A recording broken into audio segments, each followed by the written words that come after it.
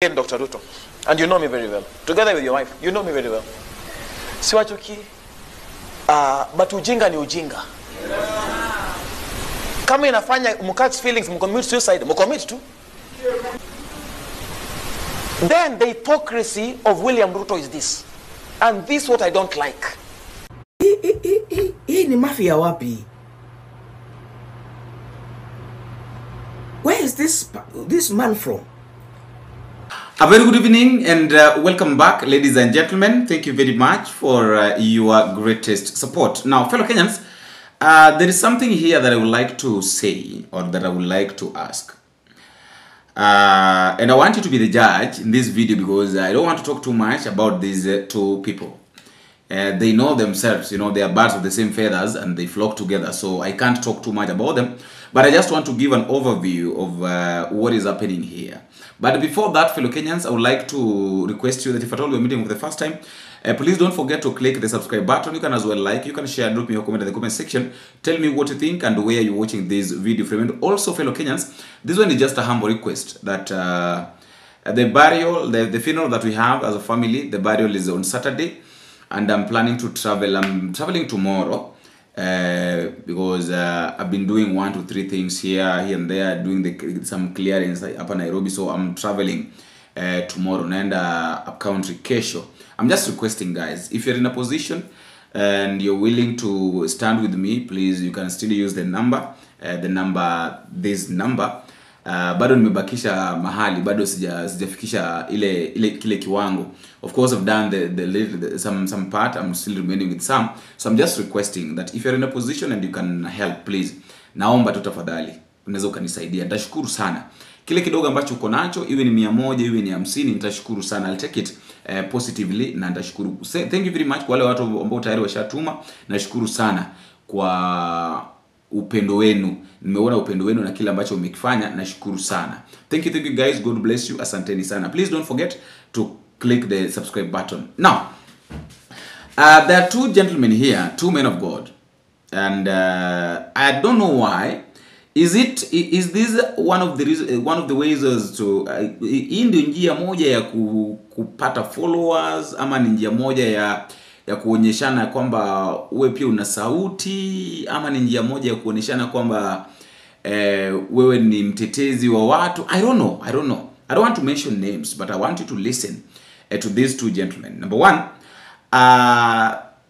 you all know very well that I normally like talking about Prophet Francis. What he says, you know, talking about the government, you know, the things that the government does, trying to correct the government. He was once Rachel Ruto's advisor. And according to him, he normally says that he left the job after realizing that what the government was doing, what Rachel Ruto was doing together with the husband, was not right. That is, the president was not right, and he felt like, no, this is not the direction that I'm supposed to take. So he decided to leave the job and start and focus on his ministry. Other people also say that alinyimwa sadaka ya milioni 2, and that is where the problem came from.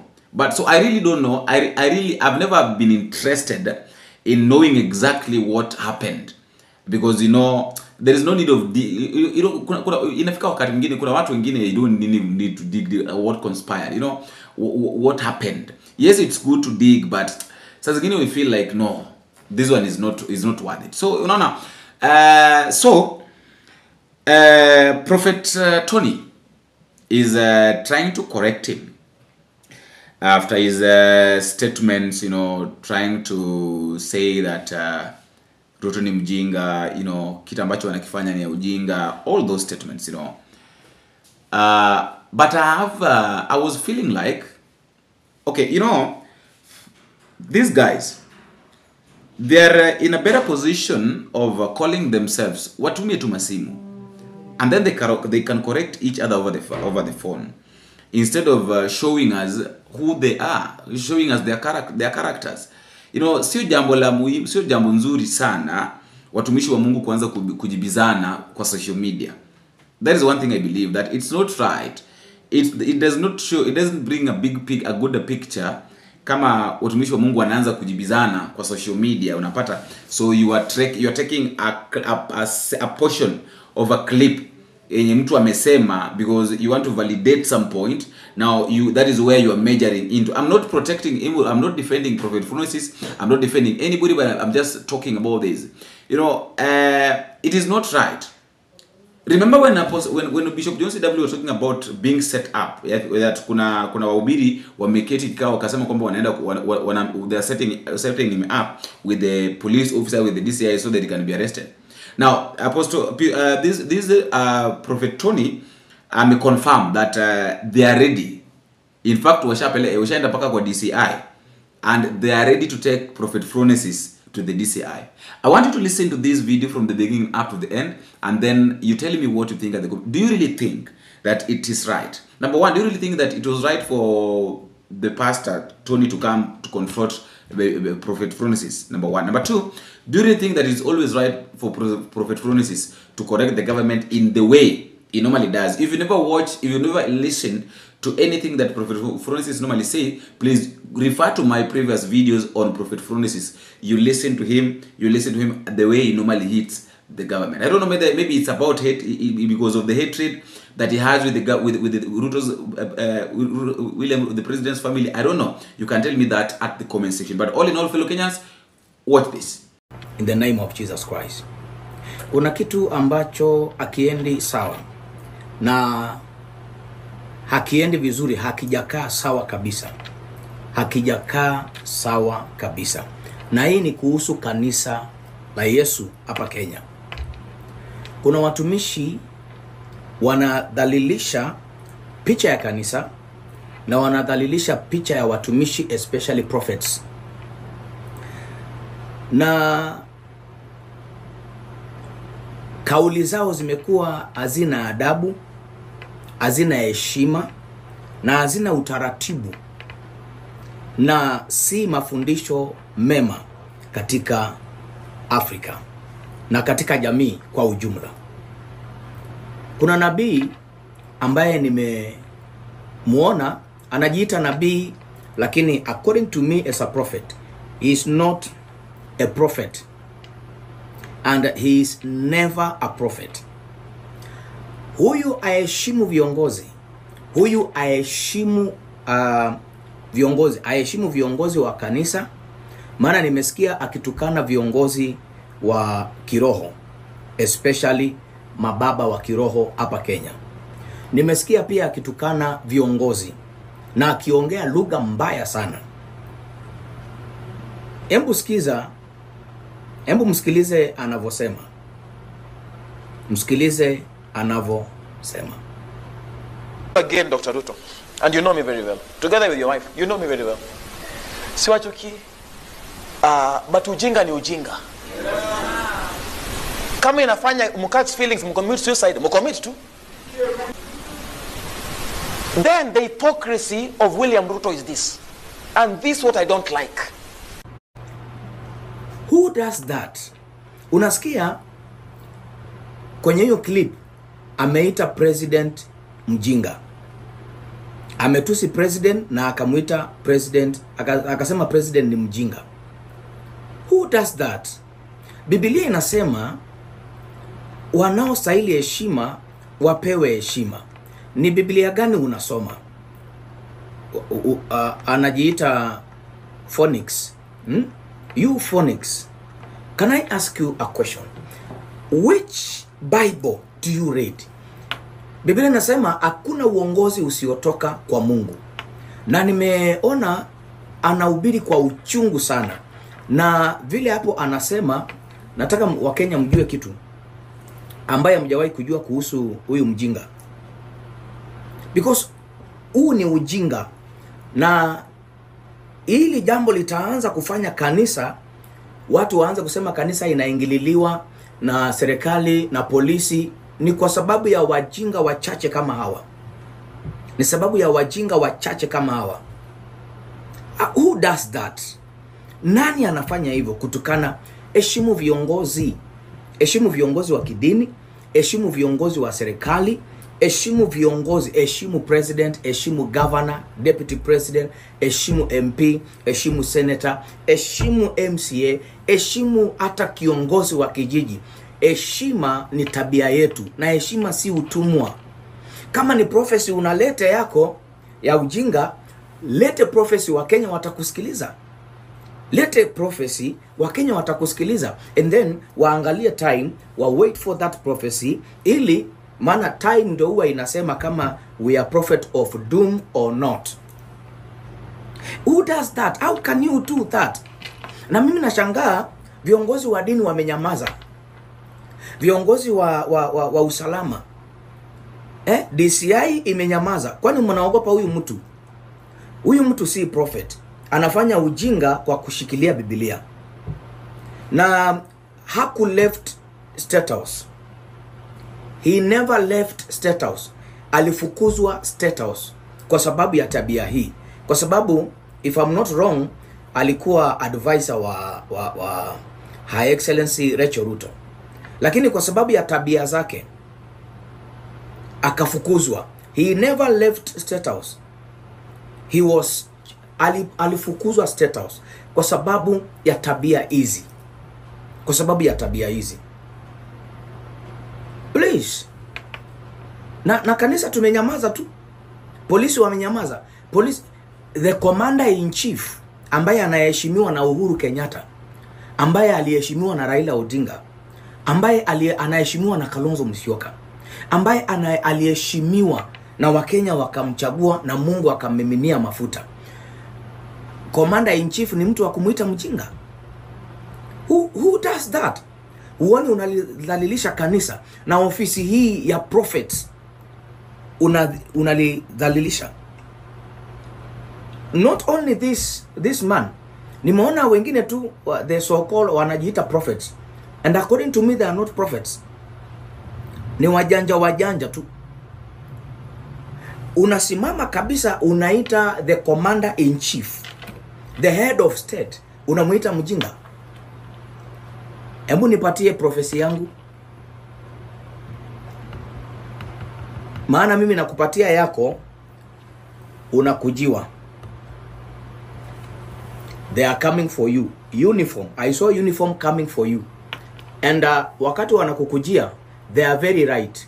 And we cannot allow the silence of police. The silence of DCI italipeleka kanisa pabaya. Tafadhali. Tumekuwa mahali na viongozi wa dini.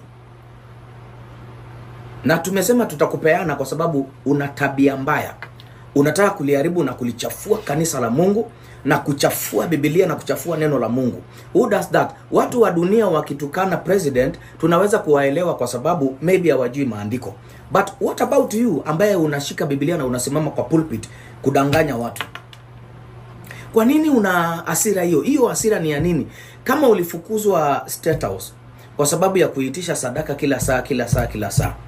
Wakati mtu ameshamheshimisha, Mungu ameshamheshimisha mtu, huwezi kumcontrol. Please, acha kutumia hasira yako kutaka watu wakuje chini ya himaya yako na kutaka watu wakuje wakupigie magoti. Usichukue utukufu wa Mungu. Who does that? Hii ni mafia wapi? Where is this man from? Ni mtumishi gani huyu anakosa adabu namna hii? Anakosa heshima namna hii? Addressing viongozi kama watoto wako. We will never allow that. We will never allow that. Na tutakupeana in the mighty name of Jesus Christ. Tutakupeana because you are against the will of God. You are against the will of God. What you are fighting for, achana nayo, kwa sababu uko gizani. Uko gizani. Usijaribu kutukana Harrison Ng'ang'a. Usijaribu kutukana Bishop Kitonga. Usijaribu kutukana Pastor Ng'ang'a.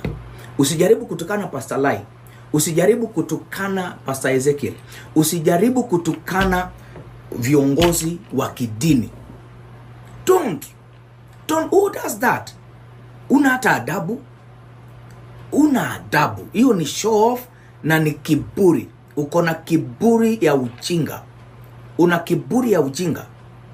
Una kiburi ya ujinga. Na hii video kama DCI wanatusikia, please musiangalie kanisa ikikosa adabu, kwa sababu Biblia hairuhusu. Biblia imesema anayestahili heshima na apewe heshima. Na Biblia inasema hakuna uongozi na mamlaka isiyotoka kwa Mungu. Sasa huyu ni Biblia gani anasoma? Hata kama tunaachilia prophecy with wisdom. Acha kukuropoka without wisdom. Biblia imeturuhusu kuwa na wisdom ya kutosha. Kwa nini unachafua mdomo? Unachafua mdomo kwa sababu ulifukuzwa huko. Kama ulifukuzwa, okay, move on. Ule aliwekwa huko, basi wacha aendelee na hiyo kazi. Mbona mimi nimeprofesai mambo mingi kuhusu hii serikali na mimi sijawahi kukutana sijawahi kuona president, na sijawahi kutaka ama kutamani president akuje atembelee hapa kwangu kanisani, kwa sababu nilitabiri 2022 ni yeye atakuwa president. Nikatabiri kwamba kwa nini tunafanya hivyo? Kwa nini unatoa prophecies ama ujinga na hiyo chuki? Who does that? Unaharibia heshima kanisa. Unaliharibia heshima kanisa la Mungu Kenya. Unaliharibia heshima jina la watumishi Kenya. Unaharibia heshima hata mbele ya watoto. Hata una adabu without even una adabu. Afu unajiita prophet. Phoenix, what are you doing? Who does that? The commander in chief. Once ako pale, my friend, pitisha ujumbe yako kwa hekima. Kama unataka, kuna ujumbe unataka watu wasikie. Achana na rais, heshimu rais. Achana na mama, heshimu first lady. Achana na mabishop, achana na watumishi wa Mungu, sio wajinga. So wajinga, wewe ndio mjinga. Wewe ndio mjinga. Na ujinga yako hauioni. Who does that? Who does that?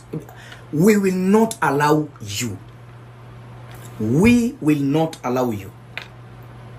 Huwezi kututukanisha na kuaibisha kanisa la Mungu hapa Kenya. Isemekane kanisa ya Kenya haina adabu. No, tuko na adabu na tuko na heshima na tuko na utaratibu. Tuko na utaratibu. Mimi mwenyewe sikuwa ninapenda Ruto before 2022 election. Mimi nilikuwa mtu wa baba.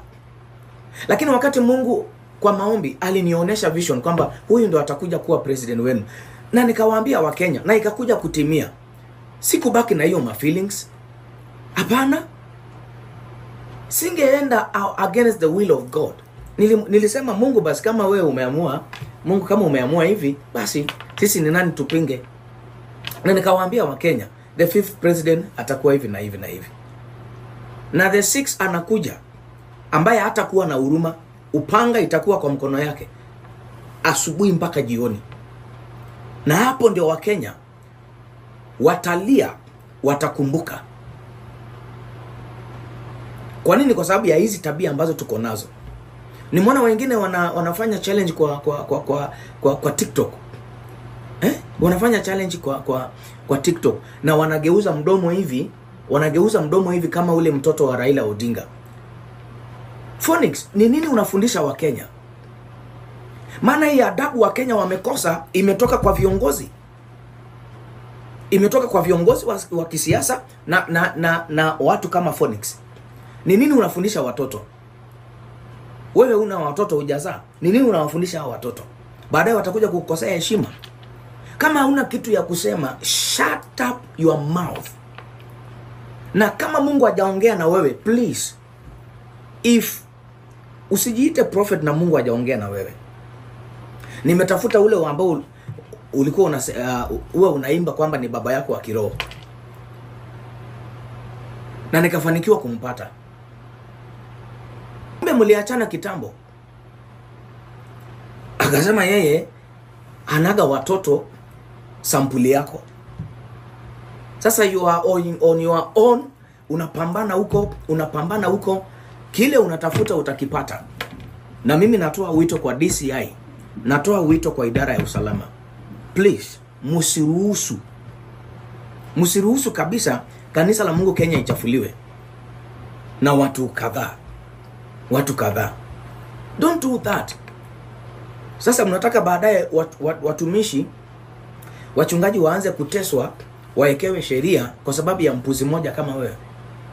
Heshimu viongozi. Biblia inatuonesha tuheshimu viongozi. Don't do that. Who does that? We are prophets. Hauwezi ona tukitukana watu wa viongozi hivyo direct. Hapana. Hata kama umpendi President Ruto, please watch your mouth. Watch your mouth. Hii kitu tunailaani kabisa. Tunailaani kabisa in the mighty name of Jesus Christ. Na ninajua hii video itakufikia vizuri. Na ikikufikia, tafadhali make sure